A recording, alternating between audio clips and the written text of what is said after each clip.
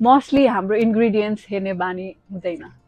त्यसको कारण कम्पनीजहरूले यसको फाइदा उठाएर प्रडक्टहरूको फ्रन्ट लाइनमै 100% organic, 100% healthy and all this flowery वर्ड्सहरू त्यसले भरिदिएको हुन्छ र we get full of it. For example, मैले बजारमा आलमोन्ड मिल्क देखेँ, सुरुमै फ्रन्ट लाइनमै 100% अर्ग्यानिक आलमोन्ड भनेर लेखिएको थियो र देन मैले हेरेँ, तर मेरो बानी छ इन्ग्रिडियन्ट्स हेर्ने, पल्टाएर हेर्दा इन्ग्रिडियन्ट्समा आलमोन्ड कति पर्सेन्ट थियो थाहा छ? Just 2%. And rest of the ingredients, water, which is still good, vegetable oils, gums, preservatives, and all these nasties.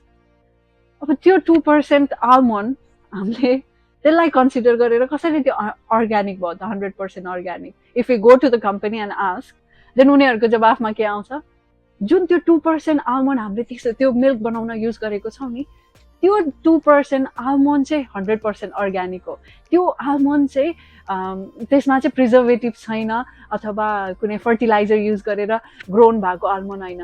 त्यसको आधारमा हामीले यो मिल्कलाई 100% अर्ग्यानिक आलमोन्ड मिल्क भनेर लेबल गरेको हो भनेर उनीहरूको जवाब यस्तो आउँछ। Let's not just be full, but let's make a habit of reading the ingredients